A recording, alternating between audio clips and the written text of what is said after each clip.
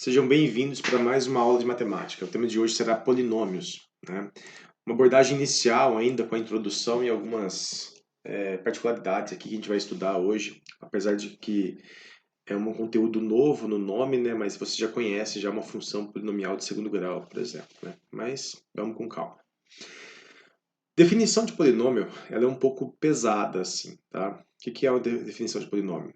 É uma sequência de números, né? Que são esses coeficientes aqui, né? Aí você estabelece uma função polinomial, domínio complexo contra domínio complexo também, que ela vai ter essa cara aqui, A0, né? A1, x elevado a 1, A2, x elevado a 2. Esse 2 indica somente que ele acompanha o termo de x ao quadrado, né?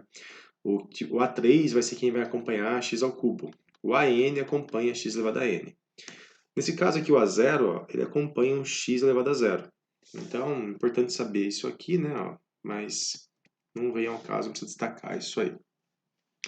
Ela é denominada função polinomial ou polinômio, tá? Polinômio mesmo, não é porque existe um conceito muito mais forte do que polinômio. Mas como a gente está nos complexos, a gente pode pensar em função polinomial como sendo um polinômio aqui, tá bom? Os números A0, A1, A2 até AN são denominados coeficientes, né? Eles são aqueles que acompanham as potências de x ali, né? E cada uma dessas parcelas aqui são chamadas termos do polinômio f. Então, isso aqui é um termo, isso aqui é um termo, isso aqui é um termo e assim por diante. Tá bom?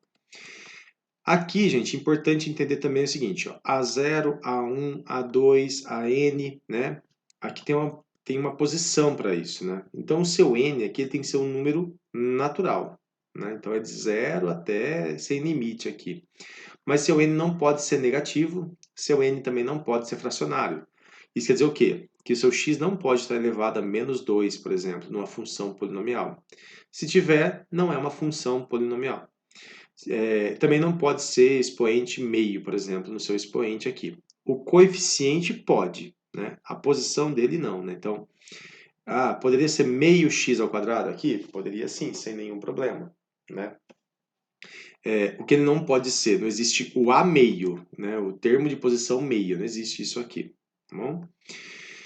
Quando uma função polinomial tiver um único termo, gente, é chamada de função monomial ou monômio. Tá? Isso aqui é importante porque às vezes só fala assim, um monômio de grau 2, então já sabe que é alguém x ao quadrado. Né?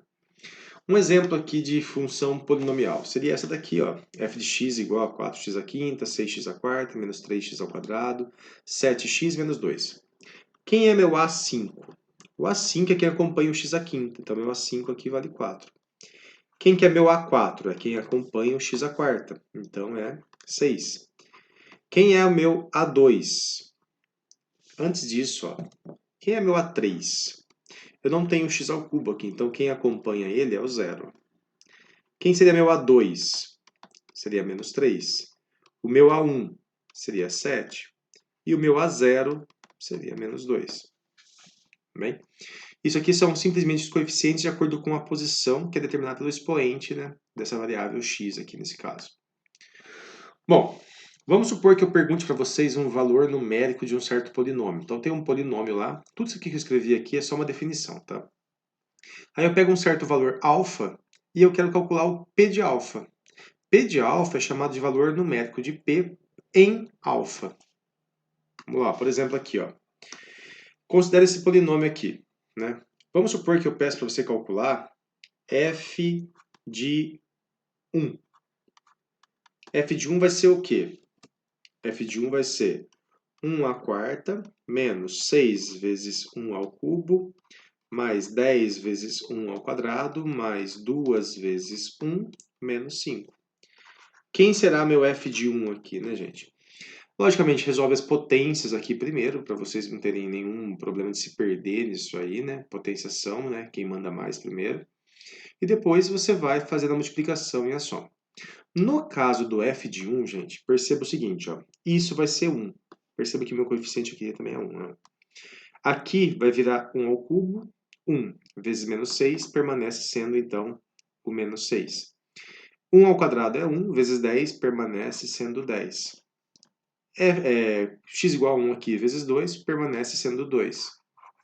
E, no caso, menos 5 permanece. que eu quero ressaltar aqui, né?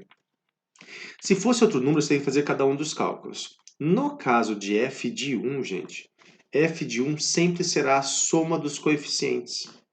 Então, se eu pedir para você um polinômio de grau 20 lá, se pedir para você calcular f de 1, não precisa fazer a substituição e calcular de cada um deles, né? Se for f de 2, tem que fazer, mas se for f de 1, basta você somar os coeficientes, ó.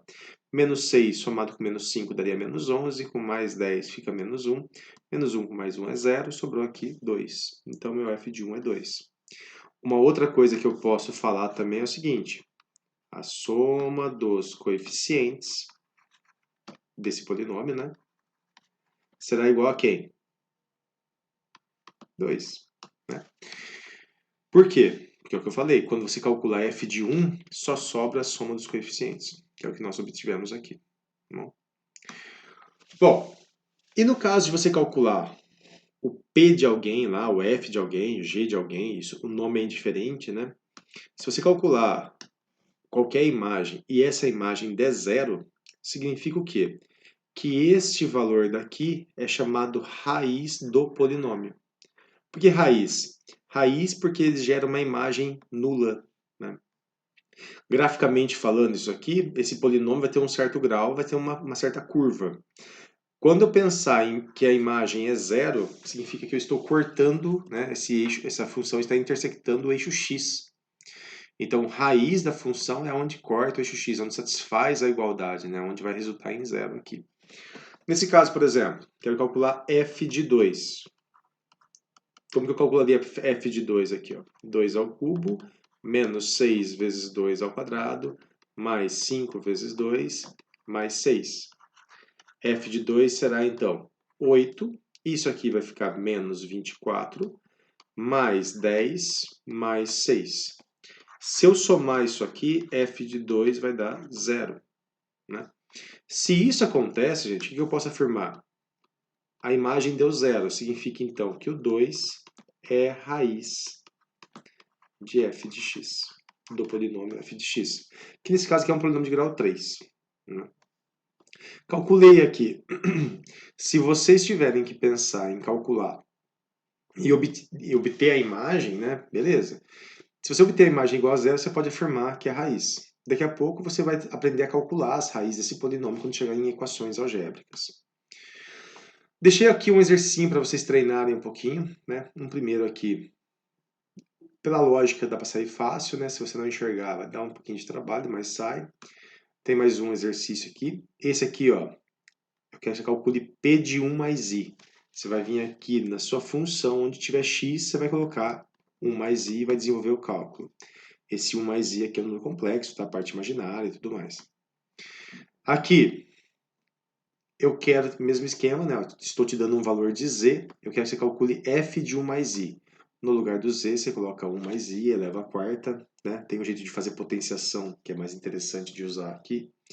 E aí vocês aproveitam para treinar um pouquinho também, revisar um pouquinho de conteúdo de polinômio, de números complexos. Bom, aqui também eu estou perguntando a soma dos coeficientes. Agora há pouco eu dei uma dica para vocês pensarem um pouquinho nisso aqui. O que é um polinômio de grau nulo, né, gente? O polinômio de grau nulo é aquele em que seus coeficientes serão todos iguais a zero, porque a imagem dele sempre vai ser zero, independente de qual x você vai ter. Aqui, se eu pegar dois polinômios e afirmar que eles são iguais, primeiramente, eles precisam ter o mesmo grau, né? E aí eu uso esse símbolo aqui para representar o que, na verdade? Que esses dois polinômios são chamados de polinômios idênticos, né?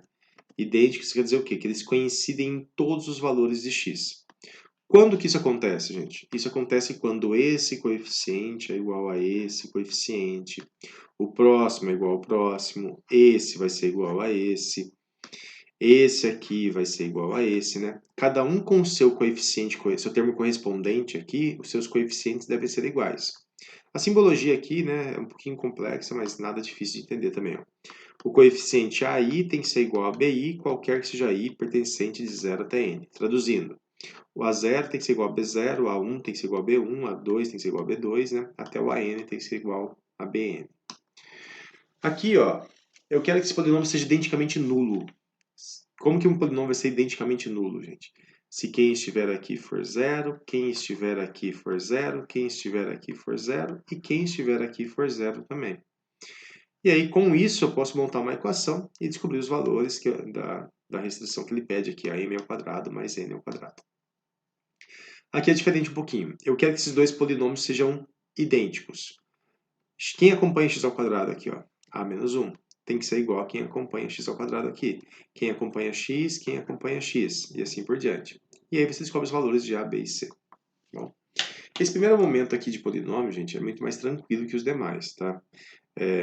Preciso de um pouquinho de estudo de vocês, deixei alguns exercícios básicos para vocês treinarem um pouquinho. Um ótimo estudo e até mais.